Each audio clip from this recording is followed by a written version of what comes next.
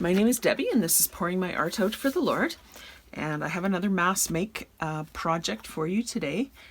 This time we're going to be making some Bookpage Pockets for our journals, and this is one that I've completed.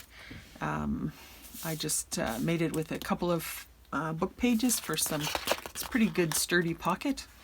I put a piece of tracing paper at the bottom here as an additional pocket. You could use vellum there if you like.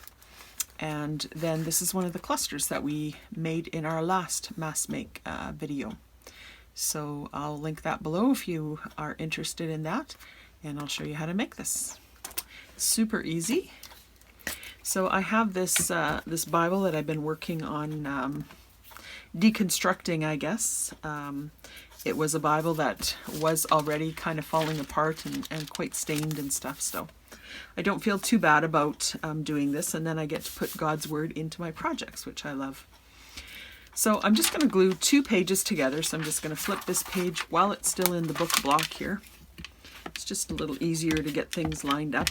It doesn't have to be perfect because we are going to stitch this. If you're not going to stitch, you do want to make sure you get some liquid glue on the edges. So just put those 2 together like that, and then I will rip them out of the book block together. Then I just want to fold it in half, whichever way you like. You might want to look at the text and see. I've got Jeremiah 10, our God formed the earth, and on the other side, Jeremiah 7, I see all the evil going on. I think I'll do this side. Our God formed the earth, and then I'm just going to glue this as well. There's lots of different variations that you could do with this. You could glue this a little shorter and then have 2 pockets there. But this is how I'm going to do this one today. Then I'm just going to trim off. This is a little bit wide for my journal pages, but I generally make about 5.5 inches wide. So I'm just going to trim off the 2 edges of the text. It depends on the size of your book page if you need to do that or not. And this one will be 4 3/4, which will be perfect. Then I'm going to take a piece of tracing paper. This is just some coffee dyed tracing paper that I had. It's 2 inches wide, and I'm just going to put it on along the bottom. I think I'll put this end at the bottom. And this I'm just going to kind of fold it around here instead of cut it off. Just adds a little bit extra support to the book page,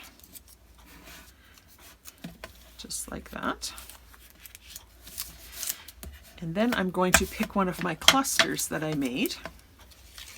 This is my my clusters that I stitched that I haven't embellished yet, but I thought these would make perfect tabs at the top here. So these are all basically in neutrals, which is my mass make theme at the moment. So I can stick that there. I maybe don't want it over that. Maybe I do. So I'm just going to stitch around that, catching the 3 edges of that and catching this edge, and I'll be right back. All right, so I decided when I sat down at my sewing machine also to stitch this top of the tracing paper before I stitched around the edges. Stitching always adds a little extra strength to the top edge. Tracing paper, as you know, is very thin, and the coffee dyeing does kind of strengthen it a little bit, I find. But the stitching will strengthen it again, and you know, if it tears a little bit at the top, like I just tore it, it's not going to tear any farther than the stitching generally, so it just gives you a little extra support there. And I'm just going to ink around these edges here, and because this text is fairly white, I'm just going to do a little bit more here, and then I could actually do a little bit at the top of the pocket if I want. And then we can just leave it like this. This can go into a journal really easily. Here's my Sparrows and Lilies journal. So just a fabulous pocket. You can have glued on 3 sides for a pocket here. You can add things for your pocket there. And you can wait until you have a use for it before you decide to decorate it. But if you want to decorate further, you could do something. There's a butterfly. Here's one of my labels from the Labels Galore kit. You know, something like that would look fabulous as well. So, but I think I'm just going to leave mine neutral for now. And I'll add things to them as I go. So I'm going to make a couple more of them. I'll show a picture at the end, and that's it for today. Blessings.